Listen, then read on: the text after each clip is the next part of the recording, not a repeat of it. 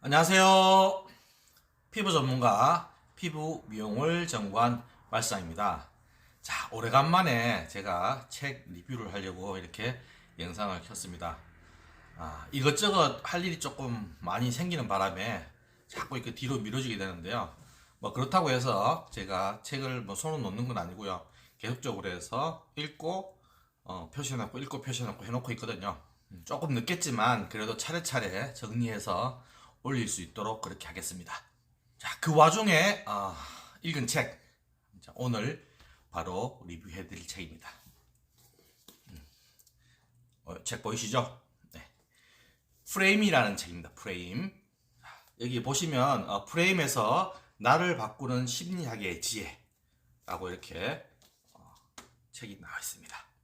책 그 표지에는요, 심리학에서 프레임은 세상을 바라보는 마음의 창을 의미한다. 어떤 문제를 바라보는 관점, 세상을 관조하는 사고방식, 세상에 대한 비유, 사람들에 대한 고정관념 등이 모두 여기에 속한다. 인생을 바꾸고 싶다면 프레임을 리프레임하라. 이런 식으로 해서 40만 독자가 선택한 스테디셀러면서 10주년 기념 개정 법판 이렇게 놨는데요. 일단은 제가 이 책을 선택했는 이유는 뭐냐면요. 일단 제목이 마음에 들더라고요. 프레임. 이게 프레임이라는 말 많이 쓰잖아요. 뭐 선거에서든 뭐 프레임을 씌운다, 이 프레임에서 저 프레임에 옮겨간다, 이런 뭐 마케팅 책에도 그렇고요, 용어에도 그렇고 이런 용어가 참 많이 나오거든요. 그래서 사실은 이 책 제목부터 마음에 들었고요. 그 내용을 잠깐 요약해서 본 결과 제가 꼭 한번 읽어봐야겠다는 그런 생각이 들어서 읽고 이렇게 영상을 찍게 됐습니다. 자, 여기 지은이가요, 최인철 서울대학교 심리학과 교수인데요. 서울대학교 행복연구센터 센터장이면서요, 미국 일리노이 대학교 심리학과 교수 및 2003년 한국심리학회 소장학자상 수상하고 저서로는 프레임, 굿라이프, 아주 보통 행복 등이 있으며 역서로는 생각의 지도, 행복에 걸려 비틀거리다. 뭐 이런 식으로 해서 심리학 쪽에는 아주 유명하신 분이라고 저를 알고 있습니다. 그래서 이 프레임에 관련된 이야기를 사람의 심리학과 같이 연계시켜서 쓴 책이라서 좀 흥미로운 책이었고요. 책은 이렇게 총 297쪽 이렇게 별로 그렇게 크게 막 두껍지 않은 그런 책이거든요. 돼 있어서 글 자체는 조금 어려운 말도 있고 쉬운 말도 있는데요. 뭐 그렇다고 해가지고 아주 이해 안 가는 그런 어려운 말은 아니고 찬찬히 내부적으로 살펴보면은 다 이해가는 내용이라서요. 그렇게 어렵지 않게 넘어가는 그런 책이었습니다. 자, 책 제일 앞머리에 보면요. 이 책의 그냥 아주 중심적인 내용이기도 저는 읽어보고 나서 이기도 하고 좋은 말이기도 해서 읽어드리고 싶어서 제일 첫 장 딱 나와 있는 내용이거든요. 윈스턴 처칠이 이야기한 내용이고요.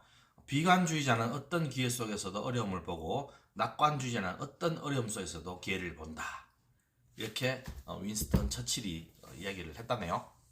자, 이 책에 공교롭게도 2021년 우리 좀 어려운 시기를 지나왔잖아요. 2022년도도 예상을 해보자면 21년보다는 좀 더 어렵지 않을까, 그렇게 제가 미리 예상한 바도 있고요. 이제까지 제가 살면서도 와, 우리 경제가 너무 좋아서 경기가 너무 좋아서 너무 살기 좋아 라는 말을 좀 들어본 적이 없거든요. 22년도도 무척 어려운 한 해가 될 것 같습니다. 이럴 때 21년, 22년 지나오면서 정말 나는 이런 역병 때문에 너무 힘들어, 경기가 안 좋아서 너무 힘들어, 이런 말 달고 사는 것보다는 그래도 이런 어려움 속에서도 또 하나의 기회를 포착을 해서 나의 일과 접목시켜서 좀 발전해 나가는 그런 긍정적인 마인드가 가장 중요한 것 같습니다. 또 그렇게 생각하지 않고서는요, 도저히 이런 어려움을 또 극복할 수도 없는 거고, 22년 첫 출발을 시작하는 해에서도 부정적으로 출발하시는 것보다는요, 긍정적으로 출발해 보심이 어떠신가 생각을 합니다. 자, 이렇게 목차는 총 10가지 목차로 나와 있습니다. 자, 여기 책 내용 중에서 가장 마음에 다가왔던 내용들과 그리고 함께 생각해 볼 수 있는 그런 내용을 제가 밑줄 그어가면서 읽어봤는데요. 이런 글과 제 생각을 같이 한번 공유해 보고 싶어서 차례대로 제가 읽으면서 같이 생각을 한번 공유해 보도록 하겠습니다. 읽어 드릴게요. 우리의 하루를 마음대로 설계할 수 있다면 경험의 순서를 현명하게 디자인할 필요가 있다. 만일 안 좋은 일과 좋은 일 하나씩 경험할 수 있다면 무엇을 먼저 경험하겠는가? 대체로 안 좋은 일을 먼저 경험하는 것이 낫다. 안 좋은 일 다음에 경험하는 좋은 일은 더 달콤하게 느껴질 뿐만 아니라 뒤에 경험한 좋은 일이 앞에서 경험한 안 좋은 일을 긍정적으로 재해석하게 해주기 때문이다. 자, 우리가 흔히들 농담으로 뭐 전화상에 이야기하잖아요. 자, 좋은 일과 안 좋은 일 하나씩 있는데 뭐부터 먼저 들을래? 예, 보통 이렇게 친구들이나 지인들하고 그냥 농담식으로 해서 먼저 이렇게 이야기를 하죠. 그때마다 뭘 선택해야 되지? 그런 딜레마를 없애주는 그런 글귀인 것 같습니다. 일단 여기서 나오는 말은 안 좋은 일부터 먼저 들으라. 이렇게 돼 있으니까요. 이 책대로 원장님들은 어떤 일을 하시든 먼저 결과가 나와 있는 일이라면 안 좋은 일부터 먼저 듣고 그것부터 해결하면서 좋은 일을 경험하시는 게 더 좋지 않을까 생각합니다. 자, 물론 이건 통계적으로 나온 일이기 때문에 절대적일 수는 없습니다. 하지만 제가 생각해도 이런 안 좋은 일부터 먼저 처리해 놓으면 그 뒤에 나한테 좋은 일이 좀 더 달콤하게 와 닿는 거는 맞을 것 같습니다. 그리고 그 달콤한 일로 인해서 좀 더 앞에 있는 안 좋은 일이 좀 희석되지 않을까 그렇게 생각을 합니다. 자, 그래서 원장님들은 안 좋은 일부터 먼저 머리 썩이지 마시고요. 착착착 해결하시면 되겠습니다. 이제는 고민을 안 하셔도 됩니다. 다음 읽어드리겠습니다. 시간상 앞서 제시된 정보들이 뒤따라오는 정보를 해석하는 데 영향을 주는 프레임 역할을 했기 때문이다. 자, 여기서 이렇게 짧게 말하는 내용은 뭐냐면요. 항상 내가 이야기한 말의 앞부분은 항상 긍정적이고 좋은 인상을 줄 수 있는 말로 시작을 해서 나중에 뒷부분은 고칠 부분을 이야기하라는 것입니다. 예를 들어서요. 고집스럽고 충동적이면서 비판적이지만 지적이다. 자, 반대로 얘기해 볼게요. 자, 지적이지만 충동적이고 고집이 세고 비판적이다. 자, 똑같은 말이거든요. 똑같은 말인데 어느 쪽이 좀 더 와닿습니까? 저는 요 두 번째 지적이지만 비판적이면서 충동적이고 고집이 세다. 요 말이 좀 더 좋은 이미지로 저는 들리거든요. 이 영상을 보시는 원장님은 어떻게 들릴지 모르겠습니다. 자, 이런 걸 응용을 하자면요. 원장님들이 고객에게서 샵을 상담을 하실 때 어떤 손님이 왔어요. 고객님께서는 피부 결도 너무 좋으시고 피부도 너무 하얗다. 너무 좋다. 여기 보이시는 턱의 요 탄력적인 부분만 좀 더 보완을 하시면 얼굴형 자체가 완전해질 것 같다. 어떠신가요, 원장님? 벌써 이런 거를 원장님들이 하고 계시겠죠? 물론 저는 다 하고 계시리라고 생각을 합니다. 하지만 원래 어떤 식으로 이야기를 했던지 간에 내가 무의식적으로 했던 말이 이 글이 표현을 해주고 있는 것이죠. 한마디로 정지를 해주고 있는 것입니다. 내가 그렇기 때문에 이런 식으로 제가 고객한테 이야기를 했겠구나. 고객한테 됐겠구나. 라는 생각을 해볼 수 있는 그런 글귀인 것 같습니다. 같은 말이라고 해도요. 전과 후를 바꿔서 고객에게 어필을 한다면 아주 좋은 인상으로 상담이 끝날 것으로 예상이 됩니다. 다음 읽어드리겠습니다.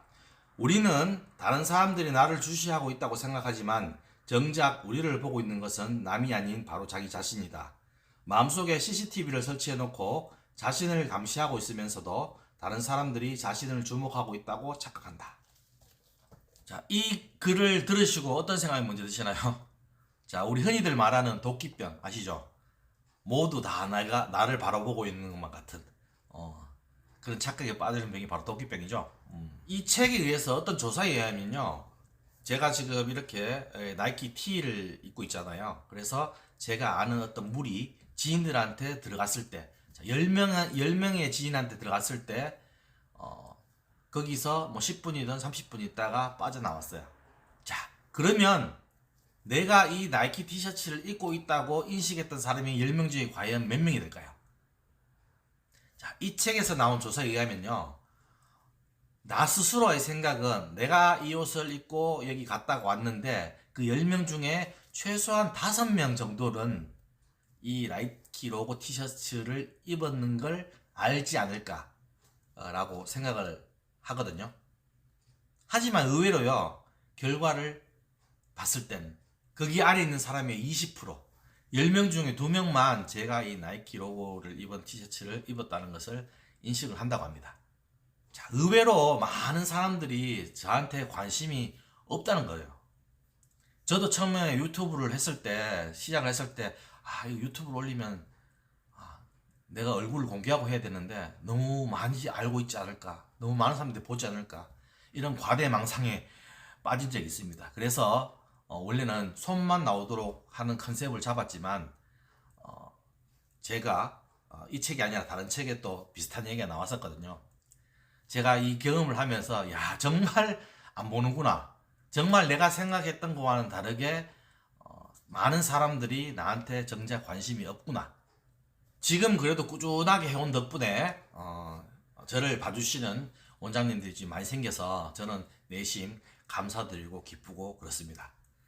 그렇지만 모든 많은 사람들이 정작 나한테는 관심이 없다는 거, 요점 꼭 한번 알아주시고요. 원장님이 어떤 일을 실행하실 때 다른 사람들이 욕하면 어떻게 하지, 다른 사람들이 다른 말 하면 어떻게 하지, 이런 고민은 안 하셔도 됩니다. 하지 마시고요, 하시고 싶은 일을 바로 즉각적으로 실행하십시오. 내가 다른 사람들 눈을 두려워서 2021년도에 하지 못한 일이 있었다면요, 2022년도에는 꼭 한번 실행해 보시기 바랍니다. 자, 다음 읽어드리겠습니다. 소신을 지키지 못하는 이유가 천성적으로 겁쟁이거나 소심해서가 아니라 우리 주변에 그 한 사람이 없기 때문임을 보여준다. 단 한 명의 동지도 없는 상황에서 인간이 소신을 지키기란 불가능하지는 않지만 쉬운 일은 아니다. 그러나 단 한 사람의 동지만 있어도 인간은 강해진다. 우리를 강하게 만드는 힘은 내 편 한 사람이란 상황에서 나온다. 자, 이 책의 내용이 뭐냐 하면요, 앞에서 이렇게 연구를 했는 결과가 있어요. 그 결과를 빼고 저는 결과만 이렇게 말씀을 드린 건데요. 흰 선에, 어떤 흰 용지에 이렇게 선을, 하나는 긴 거, 하나는 짧은 거, 그 다음에 긴 거, 짧은 거, 이런 식으로 해서 선을 그려놨어요. 그래서 연구하는 한 사람을 제외한 나머지 한 10여 명이 있는 사람을 투입을 했어요. 그래서 1차, 2차, 3차, 4차 이런 식으로 해서 긴 선과 짧은 선을 정하라고 했는데, 눈으로 봤을 때 정확하게 나오는 그런 결과치임에도 불구하고요, 옆에 있는 9명, 10명의 사람들이 중간중간마다 오답을 체크를 했거든요. 자, 처음에서는 이 실험자가 자기 주관대로 정답을 계속 맞춰 나갔어요. 하지만 중간쯤 이상부터는요, 다른 사람, 이 9명, 10명이 되는 사람들이 오답을 선택했음을 그대로 따라가는 그런 현상을 보였다는 소리죠. 그래서 혼자 심지를 꿋꿋하게 굳히고 하고 있더라도요, 주변 사람들에 의해서 얼마든지 변화할 수가 있는 것입니다. 하지만 여기서 놀라운 점은요, 옆에서 그 참여하는 한 사람이 이 연구자 한 사람과 같이 갔어요. 같이 정답을 계속. 그러니까 이 사람이 끝까지 100%로 자기 주관대로 정답을 체크하더라는 소리죠. 자, 여기서 보다시피 이 혼자서 가는 길은 주변에 의해서 흔들 수가 있지만요, 나와 뜻을 같이 하는 내 편 한 명만 있어도요, 그 소신을 굽히지 않고 끝까지 나갈 수 있는 힘이 생긴다는 것입니다. 참 놀랍지 않나요? 저는 이 결과 보고요, 상당히 좀 마음에 많이 와닿았고, 과연 내 뜻과 그 다음에 내 생각과 같은 곳을 바라보는 동료 한 명만, 내 편 한 명만 있어도 내가 하고자 하는 일을 끝까지 해나갈 수 있겠구나 라는 생각이 많이 들었거든요. 전에는 나 혼자라도 뭐 충분히 다 할 수 있어, 뭐 이런 생각이 많이 들었다면요, 지금 현재는 제가 생각이 좀 많이 바뀐 상황입니다. 물론 이 책을 보기 전에 이미 그런 경험을 했기 때문에 저는 이미 알고 있었던 내용이긴 하지만요. 이 책에서도 똑같이 그렇게 표현을 해주니까 참 놀라운 일이 아닐 수 없습니다. 그래서 원장님들도요, 주변에 한번 둘러보시기 바랍니다. 과연 내 편이 한 명이라도 있는지. 주변을 훑어보시고요, 내 편이 한 명이 없다. 그러면 저 마실장 편대드립니다. 원장님이 잘 되길 바라는 사람의 한 사람으로서요, 많지 않은 그런 사람 중에 저는 한 명이라고 생각을 하거든요. 과연 내 뜻과 맞는 원장님 계시면요, 제가 원장님 편이 되어드려서 끝까지 함께 하도록 하겠습니다. 자, 읽어드릴게요. 다른 사람에 대하여 가지고 있는 내 선입견이 먼저 내 행동을 바꾸고 그 행동이 타인의 행동을 바꾸기 위한 이 위험한 순환을 인식할수록 우리는 지혜로워질 것이다. 이 구절에 대해서 이야기잖아요. 여기 앞에 예를 들어서 한 이야기가 있어요. 백인 경찰이 흑인 소매치기를 막 뒤쫓던 중에요, 이 흑인 소매치기가 갑자기 눈앞이 사라졌어요. 그 사라지는 순간 그 옆에서 어떤 건물에서 흑인이 나왔거든요. 자, 그 흑인을 보고 총을 들어서 움직이지 마 했는데 이 흑인이 손을 호주머니에 넣었어요. 이렇게 호주머니에 넣었더니만 바로 총알을 41발을 쏴가지고 죽인 사건이 있었습니다. 자, 알고 보니까 그 흑인 이 주머니 손 넣은 거는 신분증을 꺼내기 위해서 손을 넣었을 뿐인데요, 이미 백인 경찰들은 이 흑인을 그 소매치기 범인 것으로 알고 그 주머니에서 총이나 칼이 나오리라는 걸 미리 예상을 하고 총을 쐈던 것입니다. 이미 백인 경찰들은 그 흑인에 대해서 선입견을 갖고 있었다는 소리죠. 위험한 인물 것이다, 똑같은 흑인일 것이다, 이런 반응이 나왔겠죠. 자, 이런 선입견이 정말 무서운 거 아니겠습니까? 내가 샵에서 고객들을 대할 때 혹시 고객들에 대한 선입견을 혹시나 가지고 계시는 건 아닌가요? 곱씹어서 생각해 볼 문제입니다. 자, 내가 선입견을 갖는 순간요, 그 선입견에 대해서 행동이나 말이 같이 따라 나오기 마련이거든요. 그러므로 해서 그 고객이 우리 샵에 대해서 불편한 감정을 느낄 수도 있습니다. 자, 그런 선입견을 갖는 우를 범하지 않게 최대한 선입견을 안 갖는 습관, 안 갖는 생각을 가지고 고객을 대하셔야 될 것 같습니다. 다음 읽어드리겠습니다. 자, 웃는 사람에게는 웃는 친구들이 많았다. 마찬가지로 웃지 않는 친구들에게는 웃지 않는 친구들이 많았다. 행복한 사람 주변에는 행복한 사람들이 몰려있고 불행한 사람들 옆에는 불행한 사람들이 많다는 이야기다. 웃는 사람들일수록 친구 관계망에서 중심을 차지하는 것으로 나타났다. 당신이 웃으면 세상이 당신을 향해 웃을 것이다. 라는 말이 사실임을 보여주는 연구 결과이다. 이 연구 결과 어떻다고 생각하시나요? 저는 개인적으로 맞다고 생각하거든요.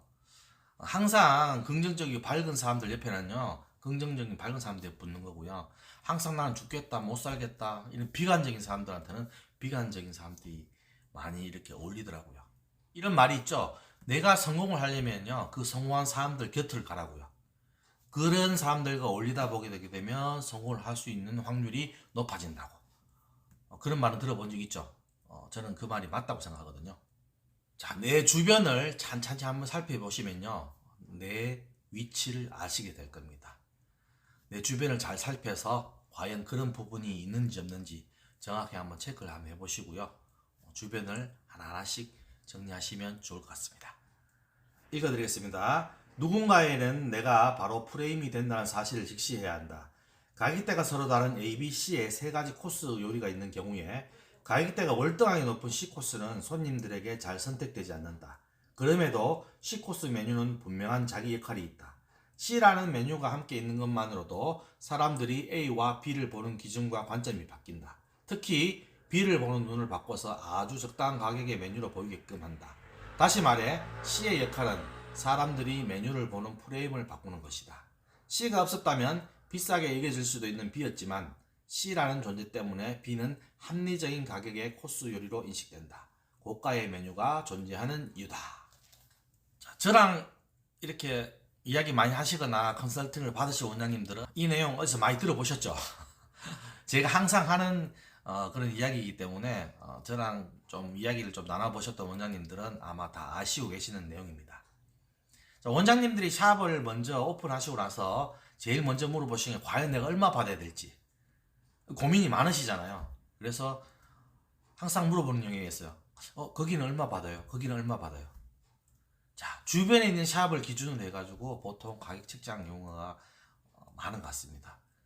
제가 가격을 책정할 때 이렇게 컨설팅을 드리는 게 두 가지 방법이 있거든요. 첫 번째 한 가지 방법이 아까 이야기하셨던 주변 샵 미 얼마 받는 거에서 관해서 만약에 내가 기본 관리를 5만원 받는다. 5만원, 5만원, 6만원, 5만원 받는다 하게 되면 나는 거기에 맞춰서 보통 5만원으로 설정하는 경우가 많죠.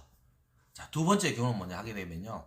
내가 가지고 있는 테크닉 수기 그리고 독특한 프로그램 나만이 할 수 있는 그걸 가지고 계시다면 그걸 기반으로 해서 가격을 책정하게 되는 거죠. 주변 샵이 아무리 5만원, 6만원 받더라도 저는 10만원을 받을 수 있는 그런 자신감이 생기는 거니까요. 그리고 또 그렇게 받으셔야 되고요. 자, 그 두 번째 방법이 바로 나에 대한 프레임을 짜는 겁니다. 내가 다른 샵을 볼 때 다른 샵도 또한 마찬가지로 나를 보거든요. 저 샵은 10만원을 받고 있어. 그게 바로 나의 프레임인 것입니다. 그 사람들도 그런 프레임에 맞게끔 해서 따라오게 되는 것이죠. 그래서 항상 제가 가격을 책정할 때 보면 1, 2, 3으로 나누죠. 5만원, 7만원, 9만원 뭐 이런 식으로 나누죠. 그걸 왜 그렇게 나누는지는 요 책의 내용대로 그대로 나옵니다. 항상 제가 말씀을 드릴 때 족발에 비유를 하죠. 대중소. 자, 가장 한국인들이 많이 선택하는 메뉴가 바로 중짜입니다. 자, 소짜로 하기에는 모자라. 대짜로 하기에는 많아. 가장 적당한 중짜를 고르게 되는 것입니다. 하지만 그 중짜마저도 대짜라는 가격이 있기 때문에 거기에 비해서 저렴하게 느껴지는 것이죠. 그래서 가격 책정을 할 때 이런 법칙을 잘 이용해서 가격을 짜면은 실패가 없습니다. 자, 평소에 제가 이렇게 막 설명하던 내용이 책에 다 나오잖아요. 맞죠? 신기하지 않나요? 저도 신기합니다. 저는 예전부터 12년 전부터 이렇게 이야기해왔던 부분인데 이 부분이 책으로 돼서 만들어져 나와가지고 똑같이 이야기를 하니까요. 저 스스로도 좀 신기할 따름입니다. 이렇게 책에 나오니까 어떻게 마실장의 말이 좀 신뢰감이 훨씬 더 가나요? 아마 가실 겁니다. 자, 다음입니다. 이 책에서 제가 가장 중요하고 좀 눈여겨보면서 잘 정리가 되어 있는 부분이라고 생각하는 부분이고요. 이 부분에 대해서 원장님들이 잘 듣고 한번 생각하는 그런 기회를 삼았으면 좋겠습니다. 여기 보면 지혜로운 사람의 11가지 플레이라고 되어 있거든요. 그래서 총 11가지로 해서 나눠놨습니다. 첫 번째, 의미 중심의 프레임을 가져라. 일상적인 행위 하나하나를 마치 그것을 먼 미래에 하게 될 일이라고 생각하면서 의미 중심으로 프레임을 하는 습관을 길러야 한다. 자, 이 말이 뭐냐 하면요. 원장님들 2022년도 새해 들면서 결심을 많이 하셨죠. 우리 샵을 어떻게 변화를 해야지. 이렇게 큰 그림을 그려놨을 겁니다. 하지만 지금은 혹시 어떠신가요? 매일 아침 와서 청소하고 정리하고 손님 받고 이런 현실의 벽이 부딪히니까 처음에 내가 먹었던 마음하고는 좀 거리감이 있지 않나요? 바로 그 부분을 요 책에서 꼬집은 거거든요. 말하자면 현실의 벽에 부딪혀서 굴복하거나 좌절하지 말고요. 먼 미래에 내가 세운 샵에 대한 미래가 어떻게 바뀌어져 있을 것인지, 내가 어떻게 바뀌어져 있을 것인지를 생각하시면서요. 현재 하고 있는 일이 내가 이루어낼 그 일의 초석이라고 생각하시면 됩니다. 그러면 이 일에 지치지 않고 꾸준하게 해 나가시게 될 겁니다. 그런 의미에서 이 저자는 말을 하고 있는 것입니다. 두 번째, 접근 프레임을 견지하라. 행복과 성공은 접근 프레임을 가진 사람의 몫이다. 고 정주영 회장이 직원들에게 입버릇처럼 했다는 해보기나 했어? 라는 말은 접근 프레임의 정신을 잘 보여준다. 하고 싶었지만 주저했던 일이 있다면 이제라도 과감하게 실행해야 한다. 접근함으로 인한 후회는 시간이 지나면 사라지지만 안주함으로 인한 후회는 시간이 지날수록 더 커진다는 것을 명심해라. 자, 말 그대로 하지 않고 후회하는 것보다는 하고 나서 후회하라는 소리입니다. 자, 2022년도는요, 원장님이 21년도에 못했던 거, 하고자 했지만 못했던 거 있죠? 그 원장 2022년도 한번 해보십시오. 해보지도 않고 어떻게 그 결과를 알겠습니까? 해보고 나서 실패, 그때 해도 후회를 해도 늦지 않습니다. 그렇기 때문에 22년도는 꼭 한번 원장님이 하시고자 하셨던 일을 꼭 해봤으면 좋겠습니다. 세 번째 읽어드릴게요. 지금 여기 프레임을 가져라. 행복으로 가는 길은 지금 순간을 충분히 즐기고 감사하는 것으로부터 비롯된다. 지금 여기의 프레임으로 현재의 순간을 충분히 즐겨라. 내가 지금 하고 있는 뭐 청소라든지 빨래 개기, 뭐 기타, 뭐 기물 정리, 뭐 프로그램 짜기, 자, 이런 걸 전부 다 내가 하기 어렵다 생각하고 희생한다고 생각하고 내가 가족을 위해서 희생하고 내가 일에 대해서 희생하고 이런 희생에 대한 강박관념을 가지고 계시다면요, 정말 너무 힘들어서 일을 못할 것 같아요. 그렇기 때문에 원장님들이 지금 꼭 몸과 마음이 힘들겠지만 내가 현재 하고 있는 일에 대해서 감사하고요, 일상에 대해서 감사했으면 좋겠습니다. 지금 자영업자들 나자빠지는 게 너무 많잖아요. 그런 거에 비하면 어떻습니까? 아침에 일어나서 출근할 샵이 있다는 게 감사하고요, 나를 믿고 찾아오시는 손님들한테 감사하고요, 이 일로 인해서 우리 애들과 같이 밥도 먹고 간식도 먹을 수 있다는 것에 감사하고요. 이런 감사할 일이 얼마나 많습니까? 그래서 그런 현재를 충분히 감사하고 즐겨가면서 하시라는 그런 소리인 것입니다. 그런 일의 묘미를 즐기시기 바랍니다. 네 번째, 비교 프레임을 버려라. 진정한 마음의 자유는 자신을 다른 사람과 비교하지 않는 데 있다. 세상을 바라보는 창이 남들과 비교가 돼서는 안 된다. 다른 사람들보다 더 잘하는 것, 다른 사람보다 물질적으로 더 잘 사는 것이 주는 일시적인 만족보다는 최선의 나를 추구하는 것이 진정한 행복의 길임을 기억해야 한다. 자, 책에서는 다른 사람하고 비교하지 말라는데요, 사실 실생활에서는 좀 힘들죠. 워낙 많은 사람들과의 관계를 유지하고 있는 거고요. 그 다음에 뭐 인스타부터 시작해서 워낙 나 잘 살고 있네 하고 이렇게 광고하는 게 너무 많아가지고요, 비교 안 할래 안 할 수가 없습니다. 그게 현실이기도 하고요. 하지만 그렇게 비교하다 보면요, 자괴감도 들고요, 와, 난 정말 잘 살고 있나, 나 빼고는 전부 다 행복하고 다 잘 사는 것 같아, 그런 좀 우울한 자괴감도 빠지지 않나요?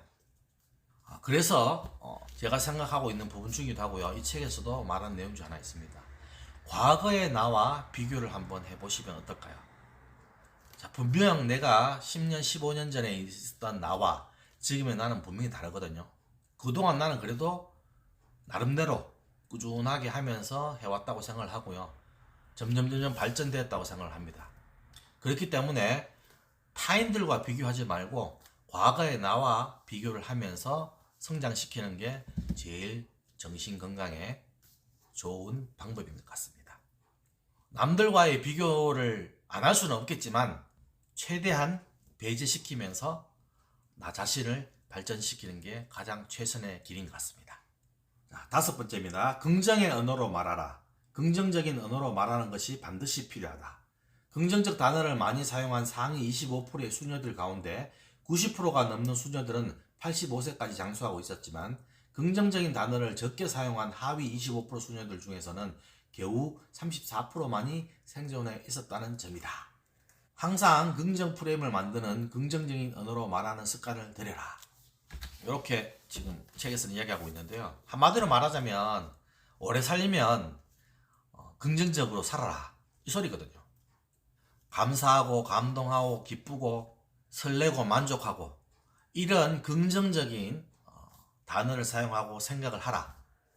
그냥 뭐 대충 하자, 아무거나 먹자, 다 먹고 살자고 하는 짓이 아니냐, 이런 이야기도 많이 하시죠. 이런 거는 어떤 감사의 의미보다는 충분히 나는 되었어, 충분히 되었어, 그냥 현실에 안주하는 그런 긍정적이지 않는 그런 단어들인 것이죠. 자, 항상 고객이 우리 샵을 찾아와 주셔서 감사하고 기쁘고 그 고객과 이야기하면서 즐겁고 하는 이런 긍정적인 마인드로 고객을 계속적으로 긍정으로 대하다 보면요, 나의 긍정의 기운이 고객한테 미치지 않을까요? 그리고 현실 생활에서 만족감을 느끼고 행복감을 느끼지 않을까 생각합니다. 그런 행복한 사람 옆에는 행복한 사람들이 옆에 다 있겠죠. 아까 이야기했듯이요. 다 같이 이어지는 맥락이라고 생각을 하고 있습니다. 여섯 번째, 닮고 싶은 사람을 찾아라. 누군가 본받고 싶은 상대가 있다면 그 사람의 전기나 자서전을 읽고 그 사람처럼 되기 위해 의도적으로 노력하고 반복적으로 행동하고 실천하는 것이 필요하다. 가장 되고 싶은 이상적인 자기를 만들어 보고 그 사람의 이야기를 계속해서 자신에게 들려줘라. 반복적으로 들려주는 상상 속의 이야기가 현실을 만들어낼 수 있기 때문이다. 자, 여기서 말하는 내용이 항상 제가 이야기하던 벤치마킹에 관한 내용이죠. 자, 내가 잘 되는 샵을, 저 샵을, 안 그러면 저 샵처럼 내가 내 샵을 한번 만들고 싶다면요. 그 샵이 왜 잘 되는지, 어떤 부분을 잘하는지를 면밀하게 검토를 해서요. 그 샵이 하는 거랑 똑같이 하시면 됩니다.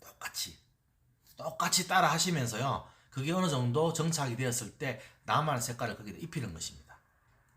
자, 그러면 그 샵과 똑같이 했는데 내 색깔을 입힌 거니까 나만의 독특한 컨셉이 되는 샵이 되는 것이고요. 그 샵보다 제 샵이 좀 더 발전된 샵이 되는 것입니다.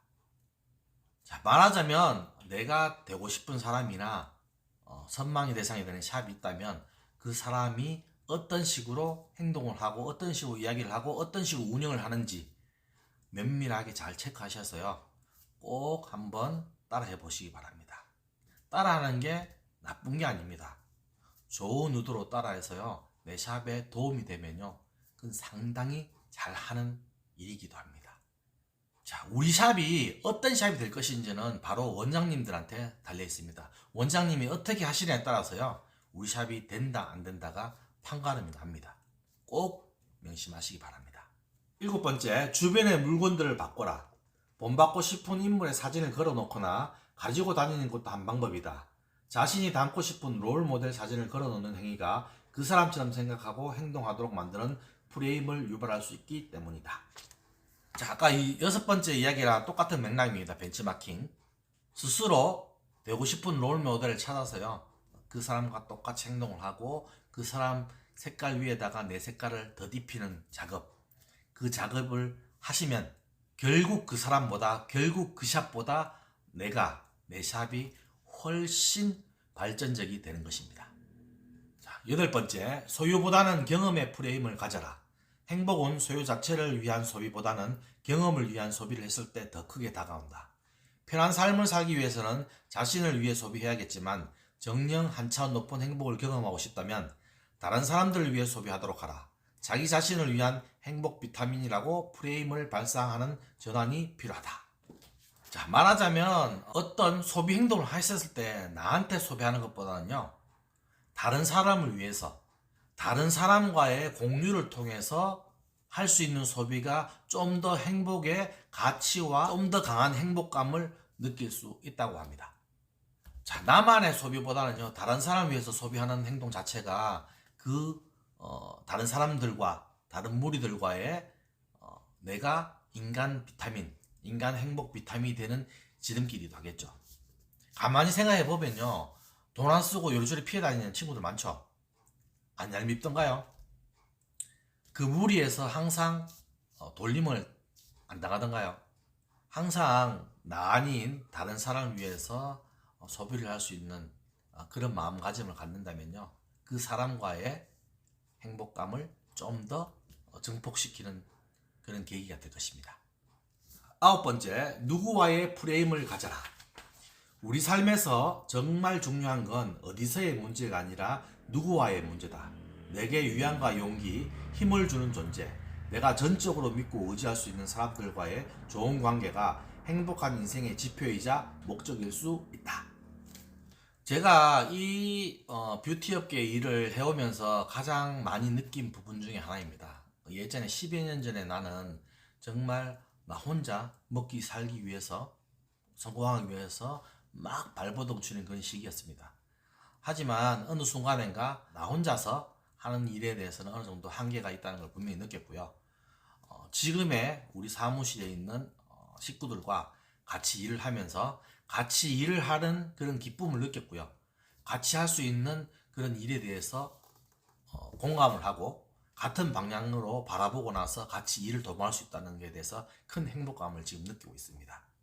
정말 믿고 의지할 수 있는 동료가 있다면요, 어떤 것도 저는 힘들고 두렵지가 않습니다. 아까 이야기하셨죠. 내 편이 한 명만이라도 있다고 하면요, 분명히 그 일은 성공할 수 있다고요. 그렇기 때문에 우리 사무실에서 내 편이 있잖아요. 지금 그 편을 편 먹고 가는 거예요. 말하자면 내 편 먹고 가는 거예요. 한 사람보다 두 사람, 세 사람 편 먹고 덤비면 뭐 무서울 게 뭐 있겠습니까? 이 영상을 보신 원장님들도 꼭 내 편을 만드시기 바랍니다.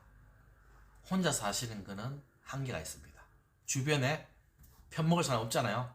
그러면 저랑 이야기 하시고요. 저랑 생각 맞으시고 방향이 맞으신다면 저랑 한 편 먹고 한번 도전해 보시죠. 제가 편이 되어 드리겠습니다. 자, 10번째, 위대한 반복 프레임을 연마하라. 자, 도스토옙스키가 습관은 그 어떤 일도 할 수 있게 만들어준다 라고 이렇게 이야기를 했네요. 자, 습관으로 자리 잡을 때까지 리프레임 과정을 끝없이 반복해야 한다. 규칙적이고 반복적인 연습을 통해 새로운 프레임을 습득해야 한다. 자, 이 부분은 제가 항상 이야기를 했었죠. 자, 내가 일하는 시간이 중요한 게 아니고요, 계속적으로 똑같은 반복 횟수가 중요하다고 제가 말씀을 드렸습니다. 10번, 100번, 1000번, 만번, 10만번 똑같은 반복을 꾸준하게 하다 보면요, 무조건 결과가 나옵니다. 그런 결과치 자체가 이 컴퓨터 속에도 지금 다 저장되어 있고요. 제가 나중에 강의할 자료로도 사용이 될 예정입니다. 그 처음과 꾸준하게 했을 때 1년 뒤, 2년 뒤에 모습이 확연하게 바뀌어 있다는 것을 저는 분명히 봤고요. 또 느끼고 있습니다. 그렇기 때문에 꼭 습관화가 되도록 원장님들 좋은 거는요, 반복적으로 가세요. 반복적으로. 그게 최고입니다. 자, 마지막으로 11번째, 인생의 부사를 최소화하라. 글과 삶에 중요한 것은 주어지 부사가 아니다. 자, 내가 하고자 하는 일은 딱 정해져 있습니다. 맞죠? 목표는 딱 정해져 있습니다. 과정. 근데 그 과정에 그 일과 관련이 없는 부분 있죠. 그냥 격가지들. 그냥 내가 신경 안 써도 되는 부분요. 미사 여구 꾸며가지고 뭐 아름답게 포장하는 거 다 없애야 됩니다. 다 없애요. 그런 부분들 과감하게 정리하시면서 쭉쭉 나가시면 분명히 그 도달하는 시간이 빠를 겁니다. 그렇기 때문에 항상 나의 목표를 일정하게 꾸준하게 일관되게 유지하시는 것이 중요하다고 저는 생각합니다. 이렇게 총 11가지의 말로서 정리를 해놨고요. 에필로그에 이제 저자가 영국의 극작가 톰 스토파드의 말로 이제 이 책을 마치려고 한다고 적어놨거든요. 모든 출구는 어딘가로 들어가는 입구이다, 이렇게 놨거든요. 결국은 어떤 내가 일을 함에 있어서 내가 그 결과가 있더라도 결국은 그 결과가 다시 출발점에 선 거나 마찬가지라는 거죠. 내가 죽을 때까지. 그래서 그 종착지라고 생각했던 것이 바로 출발점일 수도 있는 얘기입니다. 그런 것을 이 저자가 써놨다고 그렇게 생각을 합니다. 자, 오늘 이 소개드린 이 프레임, 이 책은요, 꼭 한번 읽어보시면서 내가 지금 하고 있는 일과 내가 생각하고 있던 것을 한번 대입시켜 보면 좀 해답을 주는 그런 책, 그 다음에 한번 정리를 할 수 있는 그런 책이라고 생각을 합니다. 이 책 안에 보면 내가 의식을 하고 있었던, 의식을 하지 않았던, 현재 내가 하고 있는 행동들도 이 안에 포함이 되어 있고요. 내가 했던 말도 포함이 되어 있고요. 뭐 그런 과정도 다 포함이 되어 있는 그런 책인 것 같아요. 하지만 그게 왜 그렇게 내가 생각을 하고 내가 왜 그렇게 행동을 했는 건지 이유를 모르셨던 원장님들은 이 책을 읽으면, 아, 내가 그래서 그렇게 하고 있었구나. 아, 그래서 내가 그런 행동을 하고 있었구나. 라고 이렇게 무릎을 한번 탁 치게 될 것입니다. 이 책은 나의 의식과 생각을 바꾸고요, 습관을 얼마만큼 잘 들이느냐, 얼마나 중요한가를 설명을 해주고 있는 책이기도 합니다. 자, 항상 이 영상에 있는 마실장은요, 원장님과 적군이 아닙니다. 원장님이 잘 되길 바라는 아군입니다. 가만히 생각해 보십시오. 원장님이 잘 되길 바라는 사람들이 과연 몇 명이나 있는지. 의외로 원장님이 잘 되길 바라는 사람들이 적습니다. 주변을 한번 살펴보시면. 근데 그 적은 사람 중에 한 명이 바로 마 실장입니다. 그걸 꼭 알아주셨으면 좋겠습니다. 마 실장은 적군이 아니라 아군입니다. 그리고 함께 갈 수 있는 동료가 될 수 있는 그런 사람입니다. 혹시나 나를 적군처럼 대하는 원장님, 나중에 꼭 후회하십니다. 후회하지 마세요, 원장님. 저는 아군입니다. 이상 원장님을 아군처럼 대하는, 동료처럼 대하는 마 실장이었습니다. 이 영상 우측 역삼각형 모양 누르시면요, 이 글에 관해서 사진과 글을 써놨으니까요, 꼭 한번 눌러서 확인을 한번 해보시고요. 오랜만에 해본 책도 리뷰였는데요, 계속적으로 책을 또 리뷰를 할 수 있도록 또 하겠습니다. 그러기 위해서는 원장님과 좋아요와 구독, 알림 설정, 그리고 좀 널리 좀 한번 알려주세요. 그래야 또 마 실장이 딱 힘을 딱 얻고 계속 영상을 업로드를 할 수가 있습니다. 이상 피부 전문가, 피부 미용을 전공한 마 실장이었습니다. 그럼 다음 영상에서 또 뵙겠습니다. 안녕.